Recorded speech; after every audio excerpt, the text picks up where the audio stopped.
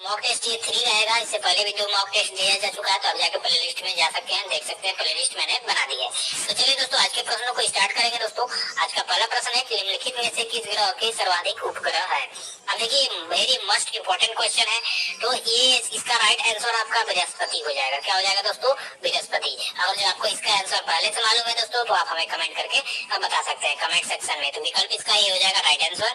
Next question देखेंगे दोस्तों कि इडुक्की परियोजना किस नदी पर स्थित है? अब देखिए अभी आपका मोस्ट इम्पोर्टेंट क्वेश्चन है, और मैंने सभी जो 25 क्वेश्चन आएंगे इस सभी के सिलेक्टेड और इम्पोर्टेंट क्वेश्चन लिया हूँ मैं। तो इसका जो राइट आंसर होगा दोस्तों ये पेरियार नदी हो जाएगा। क्या हो जाएगा? पेरियार नदी। तो इसका जो विकल्प आपका बी दिख रहा है ये क्या हो जाएगा? सही उत्तर हो जाएगा। ठीक है मित्रों, चलिए तीसरे नंबर का प्रश्न देख लेंगे कि उकाई परियोजना किस नदी पर स्थित है? अब देखिए उकाई परियोजना यहाँ पूछ रहा है, तो उकाई जो परियोजना है दोस्तों वो आपके ताप्ती नदी पर स्थित है। अब इसके ऊपर जो परियोजना थी इडुक्की परियोजना, उसका कौन सी नदी थी? तो पेरियार नदी थी। ठीक है, लेकिन उकाई परियोजना जो है ये आपके ताप्ती नदी पे स्थित है। तो विकल्प इसका सी होगा राइट आंसर। चलिए दोस्तों अगला प्रश्न है कि तुलबुल परियोजना किस नदी पर स्थित है? तो देखिए तुलबुल परियोजना की अगर जो बात करेंगे तो यह आपके झेलम नदी पर स्थित है। ठीक है, झेलम नदी इसका क्या हो जाएगा? सही उत्तर हो जाएगा। तो विकल्प आपका जो डी दिख रहा है यही क्या हो जाएगा? राइट आंसर हो जाएगा झेलम नदी।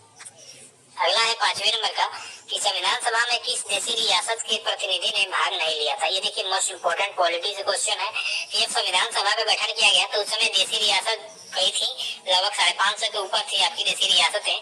तो उसमें से किस देशी रियासत में भाग नहीं लिया था? तो यहाँ जो आपका हैदराबाद दिख रहा है यही क्या हो जाएगा? सही उत्तर हो जाएगा कि हैदराबाद जो रियासत थी इसने भाग नहीं लिया था। तो विकल्प इसका ये हो जाएगा राइट आंसर। ठीक है, चलिए 6ठे नंबर का प्रश्न देखिए, भारत की संसद द्वारा दल बदल विरोधी कानून किस वर्ष में पारित किया गया? अब ये पॉलिटिक्स क्वेश्चन है और ये भी इम्पोर्टेंट है। तो देखिए सबसे पहले यहाँ समझिए कि जो भारतीय संसद होती है किसी भी कानून को पारित करती है। ठीक है, तो दल बदल विरोधी जो कानून पारित किया गया वो आपका कब पारित किया गया?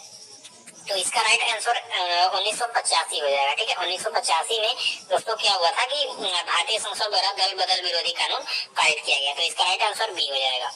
नेक्स्ट है आपका 7वें नंबर का कि गोबी मरुस्थल किस देश में स्थित है? तो गोबी अगर जो मरुस्थल की बात करेंगे दोस्तों तो यह आपके मंगोलिया में स्थित है। कहाँ पे? मंगोलिया। तो इसका जो राइट आंसर होगा मंगोलिया हो जाएगा, विकल्प सी। चलिए नेक्स्ट क्वेश्चन देखेंगे दोस्तों 8वें नंबर का कि रेबीज के टीके की खोज किसने किया था? अब रेबीज की टीका की बात करेंगे तो रेबीज होता कैसे है? तो जो कुत्ते होते हैं दोस्तों जब किसी व्यक्ति या जानवर को काटते हैं तो रेबीज नाम का जो वायरस होता है वो सक्रिय हो जाता है। तो इससे रोग फैलने की संभावना होती है और कभी कभी तो लोगों की मृत्यु भी हो जाती है। तो ये रेबीज के टीके की खोज किसने की थी? और ये बहुत ही अच्छा काम हुआ दोस्तों की रेबीज के टीके की खोज हुई। नहीं तो सोचिए कुत्ता काटने के बाद आदमी की हालत क्या हो जाती। तो लुई पाश्चर, ठीक है, लुई पाश्चर ने क्या किया था? रेबीज के टीके की खोज की थी। चलिए 9वें नंबर का प्रश्न देख लेंगे कि बजरंग पुनिया किस खेल से संबंधित है? ये भी इम्पोर्टेंट क्वेश्चन है, ये आपकी स्पोर्ट्स से क्वेश्चन है। तो देखिए बजरंग पुनिया जो है वो कुश्ती के प्रख्यात खिलाड़ी है, कुश्ती के। ठीक है, तो बजरंग पुनिया इसका क्या हो जाएगा? राइट आंसर हो जाएगा कुश्ती, विकल्प ए।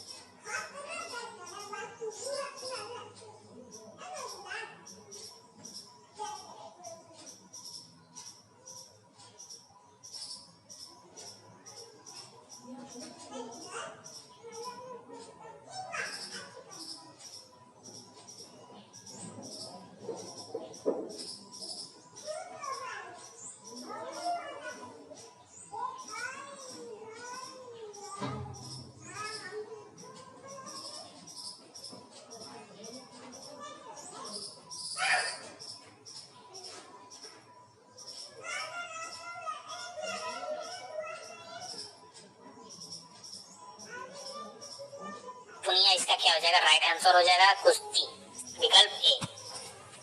अब 10वें नंबर के प्रश्न पे चर्चा करेंगे कि तंत्रिका तंत्र का अध्ययन क्या कहलाता है, यानी जो तंत्रिका तंत्र का अध्ययन करता है उस विभाग को क्या कहते हैं। तो देखिए न्यूरोलॉजी, आप डॉक्टरी पे जाते हैं बड़े बड़े हॉस्पिटलों में, वहाँ न्यूरोलॉजी लिखा है, तो न्यूरोलॉजी लिखा हो तो समझ लीजिए कि ये किससे संबंधित है, आपके तंत्रिका तंत्र से संबंधित है। ठीक है, तंत्रिका तंत्र का जो अध्ययन जिस विभाग द्वारा किया जाता है उसको न्यूरोलॉजी कहा जाता है। तो विकल्प इसका बी आपका सही उत्तर हो जाएगा।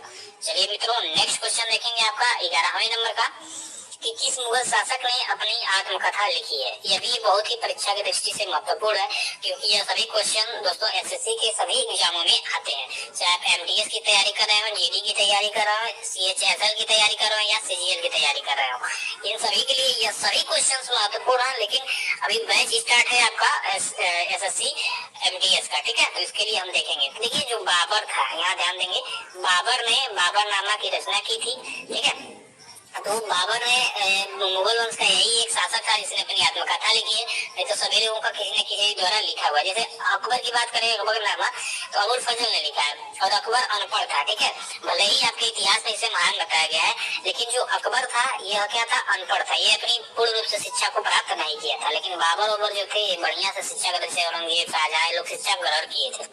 ठीक है, चलिए 12 नंबर के क्वेश्चन देखेंगे। देखिए ये तो वेरी इंपॉर्टेंट इसको करेंगे। ठीक है, कि अंतर्राष्ट्रीय न्यायालय कहाँ पर स्थित है। अब देखिए अंतर्राष्ट्रीय न्यायालय की बात करेंगे तो अंतर्राष्ट्रीय न्यायालय जो है यह अंतर्राष्ट्रीय मुद्दों को सॉल्व करने की कोशिश करता है, यानी एक दूसरे देशों के झगड़ा व्यापार से संबंधित मामलों को देखते हैं सब लोग। ठीक है, तो इसका जो मुख्यालय है वो आपके हेग में स्थित है। ठीक है, हेग में, नीदरलैंड के हेग में। चलिए 13वें नंबर का प्रश्न दोस्तों कि भारत के मुख्य चुनाव आयुक्त की नियुक्ति कौन करता है, यानी भारत में जो मुख्य चुनाव आयुक्त होता है उसकी नियुक्ति किसके द्वारा की जाती है। तो देखिए भारत का जो राष्ट्रपति है ये क्या करते हैं कि भारत के मुख्य चुनाव आयुक्त की नियुक्ति करते हैं। और किसकी नियुक्ति करते हैं दोस्तों, तो प्रधानमंत्री की नियुक्ति करते हैं, उसके बाद राज्यपाल की नियुक्ति करते हैं, सर्वोच्च न्यायालय के मुख्य न्यायाधीश की नियुक्ति करते हैं, अटॉर्नी जनरल की नियुक्ति करते हैं। किसके द्वारा, राष्ट्रपति के द्वारा। तो याद रखिएगा किसकी नियुक्ति करते हैं, मुख्य चुनाव आयुक्त, प्रधानमंत्री, राज्यपाल, सर्वोच्च न्यायालय के मुख्य न्यायाधीश, अटॉर्नी जनरल। ठीक है, यानी महान्यायवादी, ये जो नियुक्ति है वो राष्ट्रपति द्वारा की जाती है। चलिए नेक्स्ट क्वेश्चन देखेंगे 14वें नंबर का, कि विटामिन बी की कमी से कौन सा रोग होता है।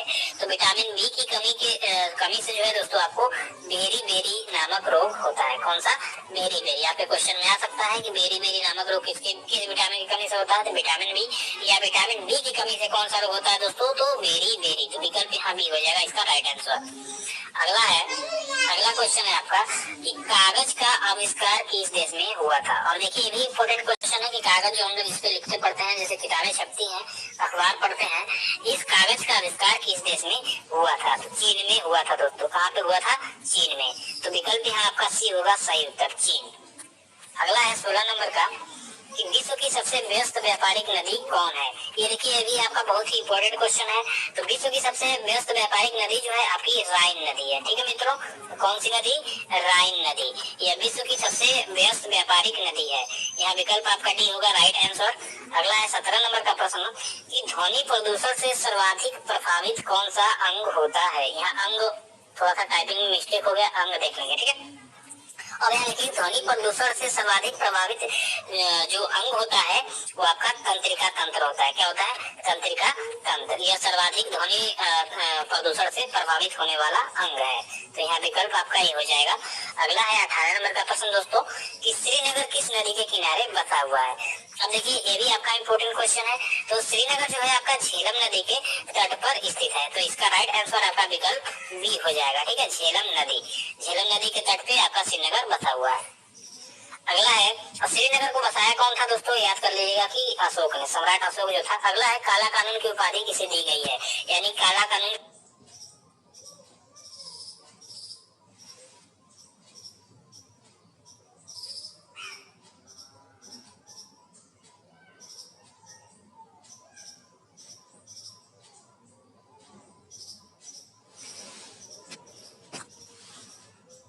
आधुनिक भारत का प्रश्न है।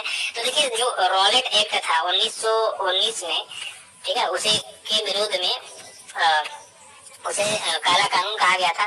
तो तो ये आपका रोलेट एक्ट हो जाएगा। ठीक है, 1919 या 1918 में थे कुछ रोलेट एक्ट आया था। ठीक है, तो रोलेट एक्ट हो जाएगा इसका राइट आंसर, काला कानून इसे कहा गया है।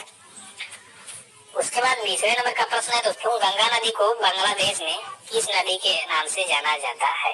अब देखिए ये तो वेरी इंपॉर्टेंट है भैया, ये तो क्वेश्चन बहुत सारे पूछे, कई बार एग्जाम में पूछ चुका है। तो पद्मा के नाम से जाना जाता है इसको बांग्लादेश में, किसको? गंगा नदी को। ठीक है, यहाँ विकल्प आपका डी हो जाएगा। 21 नंबर का प्रश्न देखेंगे कि अयोध्या किस नदी के किनारे बसा हुआ है? अब देखिए अयोध्या इसलिए प्रसिद्ध है क्योंकि हाल ही में शालिग्राम से पत्थर लाया जा रहा है राम जी और सीता जी के लिए, मंदिर के लिए, जिससे मूर्तियां बनेंगी, आपके नेपाल से आ रहा है। लगभग 6 करोड़ वर्ष पुराना पत्थर आ रहा है, तो इसलिए अयोध्या खास है। तो अयोध्या किस नदी के तट पे स्थित है मित्रों? तो सरयू नदी के तट पे। किस नदी के तट पे मित्रों? सरयू नदी। विकल्प ये इसका हो जाएगा सही उत्तर। अगला क्वेश्चन देखेंगे 22 नंबर का, लोनार झील कहाँ पर स्थित है? तो देखिए लोनार झील है जो आपके महाराष्ट्र में स्थित है, और ये उल्का पिंड के गिरने से बना हुआ है। ठीक है, और इसी का रंग गुलाबी हो जाता है, ये आपके महाराष्ट्र में स्थित है। अगला है 23 नंबर का, कि नींबू में किस विटामिन की प्रचुरता या अधिकता होती है? तो आप लोग सभी लोग जानते हैं कि विटामिन सी जो है नींबू में प्रचुर मात्रा में पाई जाती है। तो विकल्प यहाँ आपका सी हो जाएगा सही उत्तर। ठीक है मित्रों, चलिए 24 नंबर के प्रश्न को देखेंगे कि विश्व पर्यावरण दिवस कब मनाया जाता है? तो विश्व पर्यावरण दिवस की अगर जो बात करेंगे तो ये 5 जून को मनाया जाता है, और ये बहुत ही खास प्रश्न है। ठीक है, ये भी इम्पोर्टेंट करेंगे। चलिए नेक्स्ट क्वेश्चन है 25 नंबर का दोस्तों, कि अमेरिका का राष्ट्रीय खेल कौन सा है? तो अमेरिका का राष्ट्रीय खेल है आपका बेसबॉल। क्या है?